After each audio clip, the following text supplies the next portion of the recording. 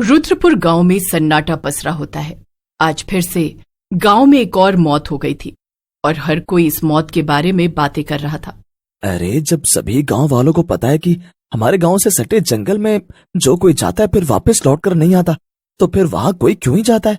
अरे मैंने अपने पति को मना किया था कि जंगल के रास्ते ना जाए, लेकिन नशे में धुत मुझे कहते रहे कि मैं भी तो देखूं आखिर जंगल में ऐसा क्या है।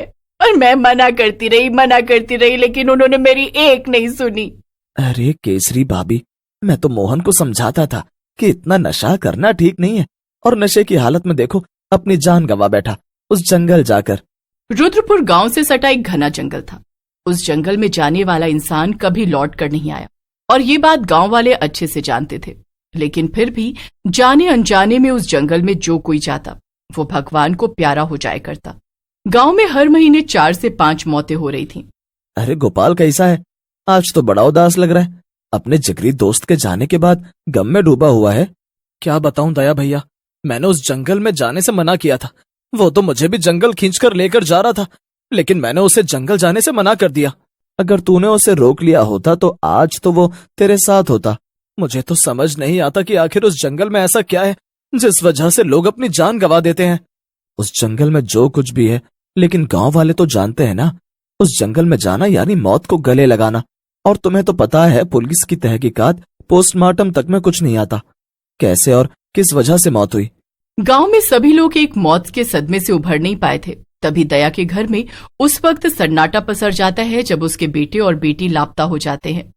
अरे मेरे बच्चे न जाने उस जंगल में क्या करने गए थे, अब देखो भगवान को प्यारे हो गए। मेरी पत्नी तो जीते जी मर जाएगी। अरे मैंने क्या बिगाड़ा है किसी का? हाय रे मेरे दोनों बच्चे। भैया मेरे पति की तो लाश भी मिल गई थी, लेकिन सुना है आपके दोनों बच्चों की लाश तक नहीं मिली। नहीं मिली केसरी, नहीं मिली। अब तो ऐसा लग रहा है वो जंगल भूतिया हो गया है, जहां गांव के लोग जाते हैं और गायब हो जाते हैं। मैं तो कहता हूँ दया भैया, इसका समाधान हमें सरपंच जी से निकालना होगा। अब सभी गांव वाले सरपंच के पास पहुंचते हैं और अपनी सारी आप बीती बताते हैं। सरपंच भी इस बात को गंभीरता से लेता है और जंगल जाने वाले रास्ते पर एक बोर्ड लगवाने का फैसला लेता है, जिस पर लिखा होता है यहाँ जाना मना है। ये अच्छा किया सरपंच जी ने। इस बोर्ड को पढ़ने के बाद शायद ही कोई इस जंगल में जाएगा। उस बोर्ड के लगने के अगले दिन केसरी पास के कुएं पर जब पानी भरने जाती तो वो देखती है कि कल जो उन्होंने यहाँ जाना मना है का बोर्ड लगाया था वो वहां है ही नहीं। अब ये बात केसरी गांव वालों को बताती है। हमने जो कल जंगल जाने के रास्ते पर बोर्ड लगाया था वो बोर्ड वहां है ही नहीं। क्या बात कर रही हो केसरी भाभी? वो बोर्ड तो मैंने खुद अपने हाथों से लगाया है। चलो चलकर देखते हैं, लगता है ये गांव का ही कोई आदमी कर रहा है। उस बोर्ड के हटने से तो मुझे भी ऐसा लगता है, लेकिन कोई बात नहीं, हम दोबारा बोर्ड लगा देते हैं। हाँ, हमें वो बोर्ड तो लगाना ही होगा, वरना जो अनजान लोग हैं वो जंगल के रास्ते गए तो फिर लौट कर नहीं आएंगे। गोपाल, दया और गांव के बाकी लोग मिलकर दोबारा से जंगल के रास्ते यहाँ जाना मना है का बोर्ड लगा देते हैं। ऐसे ही कई दिन बीतता है और जब जब गांव के लोग जंगल जाने वाले रास्ते पर बोर्ड लगाते वो बोर्ड अगले ही दिन उन्हें वहां नहीं मिलता। एक रोज भूला भटका रुद्रपुर गांव में एक शहरी पर्यटक आता है। ये गांव तो बेहद खूबसूरत है, इस गांव का भ्रमण करना पड़ेगा। पहले इस घने जंगल में कुछ फोटोज खींच लेता हूँ, उसके बाद गांव के लोगों से मुलाकात करूंगा। इतना कहने के बाद वो शायर आदमी जंगल की तरफ बढ़ता है और अपने कैमरे में जंगल की सुंदरता के कुछ नजारे कैद कर लेता है। तभी उसके नाक में अचानक एक खुशबू आती है। ये खुशबू तो जानी पहचानी लग रही है। अरे ये तो मेरी फेवरेट चिकन लेग पीस की खुशबू है, लेकिन आसपास तो जंगल ही जंगल है, तो ये खुशबू कहाँ से आ रही है? तभी सामने उसे एक झोपड़ी दिखाई देती है और झोपड़ी के बाहर एक औरत चिकन लेग पीस बेचती हुई नजर आती है। ओह वाओ, ग्रेट, खाने का बंदोबस्त तो हो ही गया। सैम उस औरत के पास पहुंचता है और उस औरत से चिकन लेग पीस खरीदता है। और जैसे ही सैम उस औरत का दिया हुआ चिकन लेग पीस खाता है, सैम उस औरत के हाथों के बने चिकन लेग पीस की तारीफ करने लगता है। ओह नाइस, ये तो बहुत टेस्टी है। सच में इस चिकन लेग पीस का जवाब नहीं, आपने इसे बहुत अच्छे से बनाया है। धन्यवाद आपका यहाँ आने के लिए। सैम चिकन लेग पीस खा रहा होता है और तभी उसके सामने से वो औरत अचानक से गायब हो जाती है और सैम डर से उसके हाथ से चिकन लेग पीस छूट जाता है। सैम इधर उधर देखने लगता है, लेकिन उसे वो औरत कहीं नहीं दिखती। अचानक से वो औरत कहाँ चली गई? अरे कोई है यहाँ पर? इतना कहने के बाद जैसे ही वो मुड़ता है उसके पीछे ही पेड़ से लटकी हुई चुड़ैल जोर जोर से हंस रही होती है।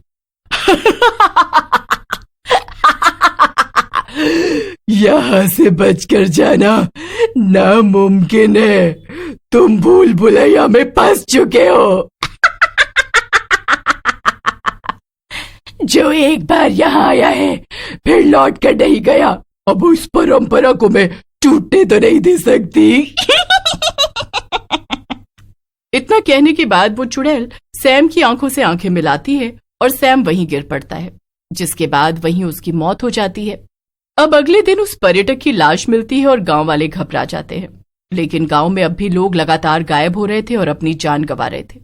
एक रोज देर रात दया अपने बच्चों को याद कर रहा होता है। मेरे बच्चों, क्या सोचकर तुम जंगल गए थे? न जाने तुम्हें आसमान ने अपने अंदर समा लिया था या धरती निकल गई। कहाँ हो तुम लोग? अब तो मेरी उम्मीद भी खत्म हो चुकी है। गांव के और लोगों की तरह तुम दोनों भाई बहन भी गायब हो गए। लेकिन ये सब कौन कर रहा है, क्यों कर रहा है, इसका मैं पता लगा कर रहूंगा। दया के बच्चों के गायब हुए महीनों बीत चुके थे।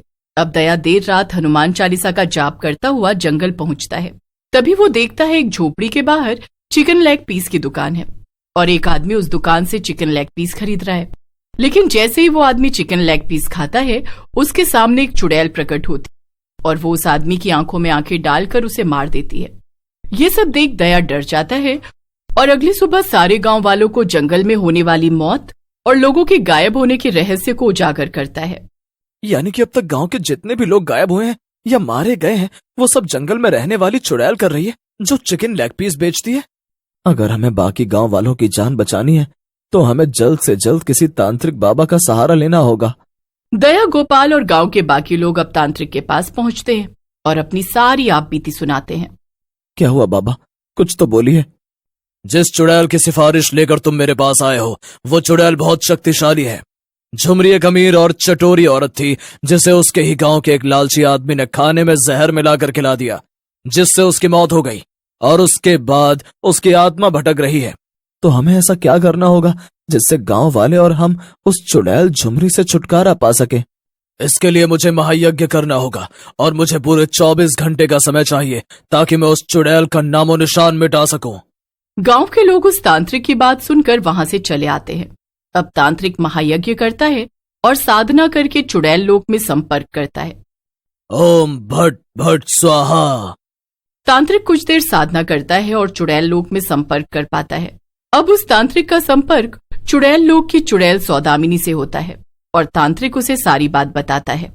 झुमरी चुड़ैल, जिस झुमरी की तुम बात कर रहे हो वो मेरी पुरानी दुश्मन है और अपनी दुश्मन को मारकर मुझे खुशी तो जरूर मिलेगी, लेकिन अभी तुम मुझे साधना करके संपर्क कर पा रहे हो, लेकिन इंसानी दुनिया में आने के लिए तुम्हें शमशान में यज्ञ करना होगा, तभी मैं इंसानी दुनिया यानी धरती लोक पर आ सकती हूँ।